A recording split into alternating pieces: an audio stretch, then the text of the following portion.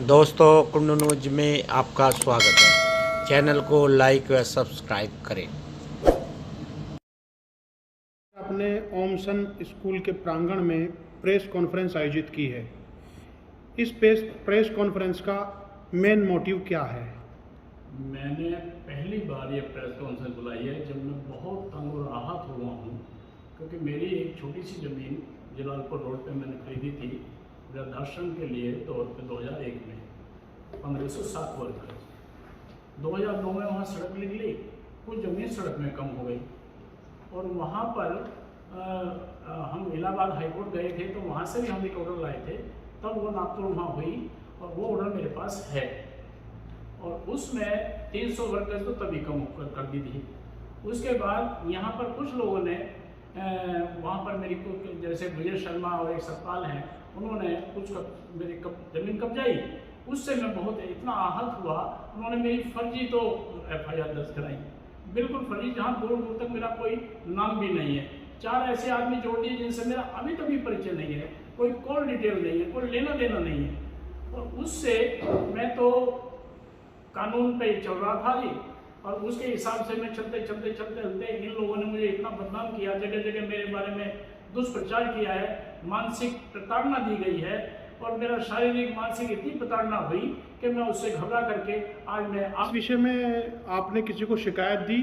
मैंने शिकायत दी, मैंने कमिश्नर साहब को शिकायत दी और मैंने SO साहब को शिकायत दी। उस पर उन लोगों ने SO साहब को एक रिटन लेटर दिया गया कि तहसील की टीम बुलाई जाए और तहसील की टीम बुला करके और वो वहाँ से उसको निस्तारण किया जाए इनके अवैध कब्जों का, जो मैंने उसमें अपनी एप्लीकेशन में दिया था। अभी तो आपके ऊपर विजय शर्मा ने आरोप लगाया था प्रेस कॉन्फ्रेंस करते हुए, गाजियाबाद में प्रेस कॉन्फ्रेंस की थी। उन्होंने आरोप लगाया कि आयुष त्यागी और एक सुशील प्रजापति को ले जाकर आपने धमकी दी है और उसके प्लॉट पर कब्जा करने की कोशिश की है। उस विषय पर क्या कहना है? सर, उनकी कोई मेरे एक कॉल डिटेल या मेरा कोई संपर्क, कोई घरेलू व्यवसायी कैसे भी मेरा आना जाना लेना देना कोई साबित करे, मेरा संपर्क ही नहीं है, मैं जानता ही नहीं, मेरा क्या मतलब उन लोगों से। तो सर, जिस तरह से आपने रिपोर्ट थाने में प्रशासनिक अधिकारियों को दी या अन्य विभागों में दी, तो उसका क्या रिजल्ट, फलस्वरूप क्या रिजल्ट उसका सामने आया? अधिकारियों ने क्या रिपोर्ट प्रेषित की है? अधिकारियों ने SO साहब ने जो यहाँ से रिपोर्ट भेजी थी,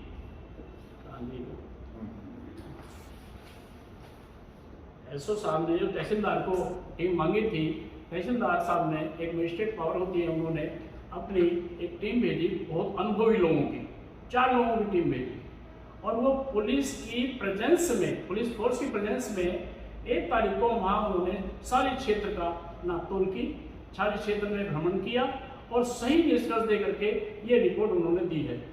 इतनी लंबी रिपोर्ट है, 2-3 पेज की। इन्होंने एक नक्शा भी पेश किया है,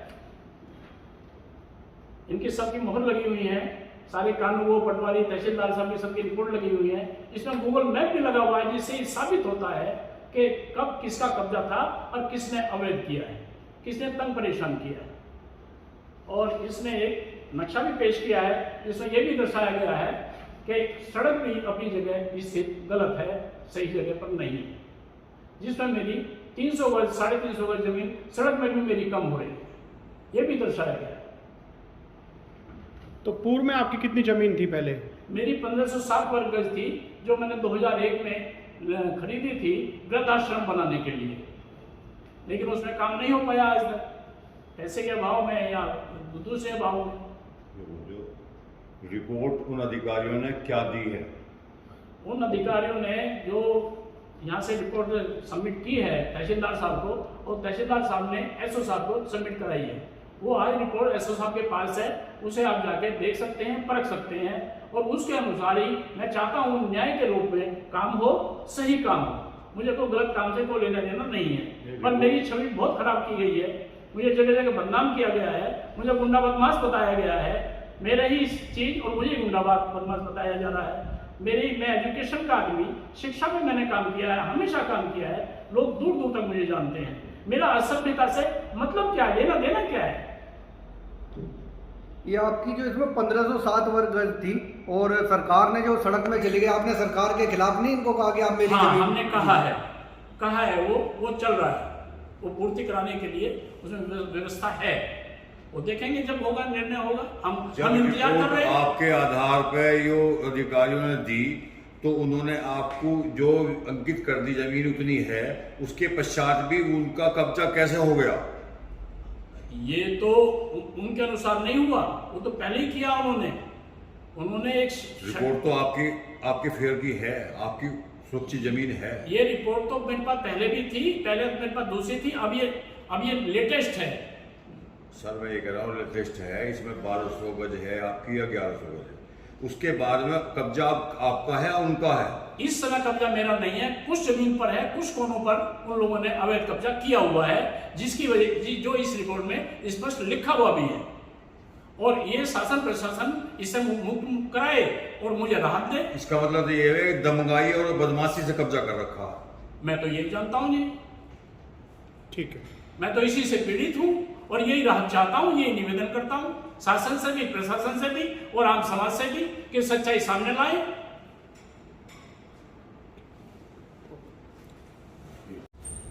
आपने कहा कि आपका कब्जा था उसके ऊपर, सरकार ने आपको कब्जा कराया था 1200 वर्ग गज पे।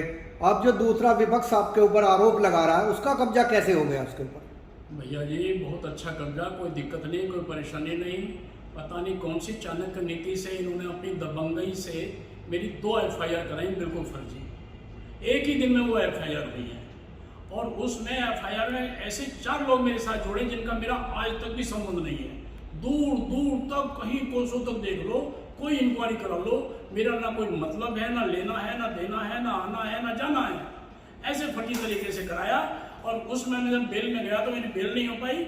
जैसे ही मैं अंदर गया तब इन्होंने अपनी दबंगई से कब्जा कर लिया। जब से